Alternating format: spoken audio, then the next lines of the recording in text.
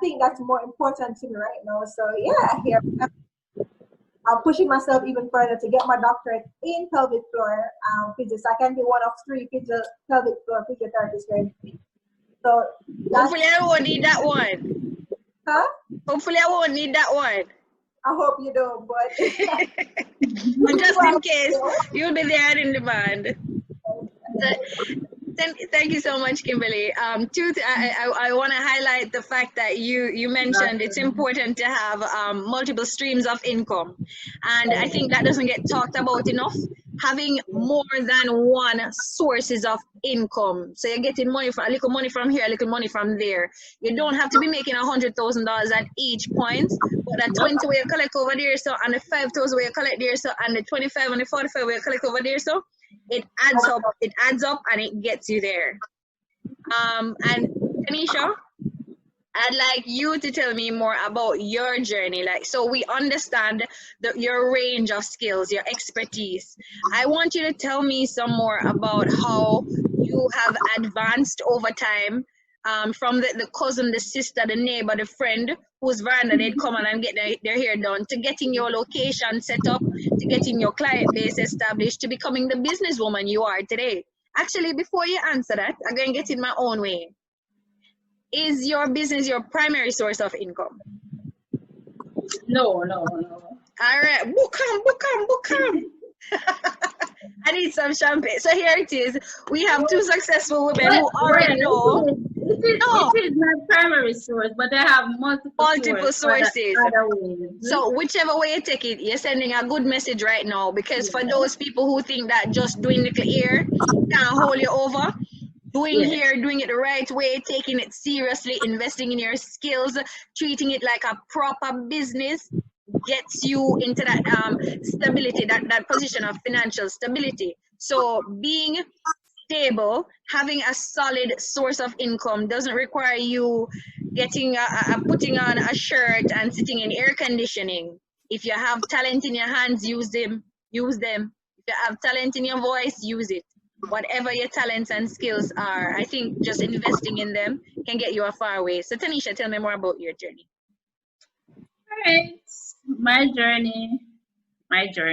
In a business sense, like, what was your first step? Moving from the veranda into where? Where was your first location? The first time you ever parent? Just starting out in the hairdressing industry, right? Industry, yeah, good. Industry. Just starting out. I work because I wanted the experience. I worked with someone. I promised myself that I would spend 3 months there just to get the experience, and because what I was earning there could not take care of me and my daughter. Can pay a taxi fare? Barely. So I spent 3 months there, and I launched out on my own. I'm going to stop you. I'm going to interrupt you, but not to be rude. So what I'm hearing is you had an employment opportunity, though you really went in to get the skills. You realized soon enough that you had a greater chance of higher earnings if you became an entrepreneur, if you had your own business versus being employed. Definitely. I'm trying to say to people, I'm trying to say to anybody who's out there sitting and waiting around for a job, being hired is not necessarily the right solution for you. Being an employee is not necessarily the best solution for you. Sometimes you just need to get up and make things happen. Back to you, Teneisha. Yeah, so as I said, I spent 3 months just to gain the experience in the salon, because I've never worked in a salon before. I gained a lot of experience. I learned a lot. I can tell you, I worked hard from morning till night for minimum wage. At that time, it was like $4,500 per week. And now it's what, $6,000 per week? Oh my God, I can't cover away. I decided very soon that I had to go on my own. When I started out on my own, I did not have any customers. Country girl come to town and know nobody. No, them way them man. The true we know them way they. So I was in a salon where people were being mean. Right?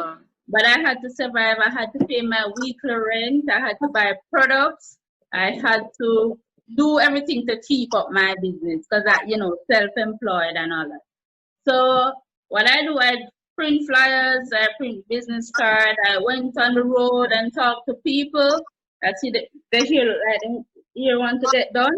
I talk to them. I give them Nice cheap lady. prices. I give them cheap prices. Invite them, show them what I got, fix them, and then other persons start to see they here and I start to get customer. So you devise a whole marketing strategy. That's a whole marketing strategy. You Right. know, you get your first service at a reduced cost. Right. So that's how I started to build up myself. I was in Spanish Town at the time. Mm-hmm. But from there, I worked in different salons, renting booths, but it wasn't working out because when you stand out, when you work and you stand out from the rest, it's like they don't want you. Right. They'll wait the whole day, not saying they're not gonna do braid, right? Make use of the time instead of wasting the whole day. Right? Mm-hmm. At the end of the day, I will probably take 5 hours to do a braid, but I make it productive. You got paid. You did a braid and you got paid. And guess what? At the end of the day, somebody who was sitting there talking and say, I wish you ever done that. Probably come back a $50 or $100. Mm-hmm. Right? So the journey from there, got a lot of fight against in the salon. So I decided to get my own thing. So you went from work, you went from your veranda, you went from doing hair for free for friends to being employed in a salon to renting a booth in a salon. Right. And what's your position today? I'm in my own salon. Champagne. And it's a home salon. Even better, less overhead. All right. So I can work. Hold on. Say that again. My own home salon. You designed a home salon. Show us around. Do that, yeah. So you're super smart because you now have your own salon, and it's not a salon that you're renting. You're not paying rent for that. So you already cut out the overheads. So what I'm hearing is somebody who's in Clarendon, St. Catherine, Trelawney, anywhere, enough to be in Kingston. You're at home right now doing here on your veranda for friends and family. What I'm getting from Teneisha is that there are opportunities for you to start your own business. So carve out that back room, add something to the side. What you can even convert the veranda, suppose it well big, I don't know. But if you choose to redesign your space at home, you're even in a better position because you cut out the overheads. You're not renting a store on a plaza somewhere. So all the money that you get stays with you. That's brilliant. That's brilliant. Definitely. That sounds great. I'm gonna hop back over to Kimberly. So Kim, tell me about some challenges that you faced. Actually, I want you to help me to be me and anybody else who's gonna watch this. Paint a clearer picture for me about where you are today in your business. You've gone from working with a company. I met you at Body Forte, and you're no longer with Body Forte. I know this, and I know that it was a happy divorce. But tell me more about where you are today and what your business looks like. How have your skills, your talents, your passions translated or helped to form the business that you're currently running today? Right, so I'm no longer with Body Forte and happy bittersweet divorce. I mean, I did enjoy working there, but the thing is, I did give myself time I've ever taken because I know exactly where my heart is. So I knew that it was definitely just gonna be a matter of time. Exactly 2 years, and at 2 years, God started to rock my boat like, listen, you're not going to sit here comfortably, you know. Rock, and I decided to just jump off. So right now, I'm still doing my physiotherapy, but it's more freelance. So I'm working at about 3 offices on different days, so that I can be more flexible. Products, you know, I can protect my family. So I'm hearing one, you're still working as a physiotherapist, but you're not working under a formal contract. You are working between 3 different offices. Okay. That's a brilliant option. It gives you flexibility. It gives me flexibility, more important because I'm getting a percentage versus just a salary. It gives me more freedom, so I can do more. I'm more independent. A boss, can I just? I can do it. I'm given that freedom, and I made sure of it when I took on the contract. Like, can I do what I want to do? Yeah. The ethics and the codes of the profession, you can do what you want. So it gave me the freedom. It also gave me more, because now I'm working alongside doctors. So there's no middleman. The doctor, a physio comes in, the doctor is like our physiotherapist, and the doctor is like our physiotherapist next door. So there is no middleman. So it sets the tone of how I get my patients, and it gives me a great alongside family physicians, obs and gynaes, medical doctors, medicine, orthopedic doctors. I'm right.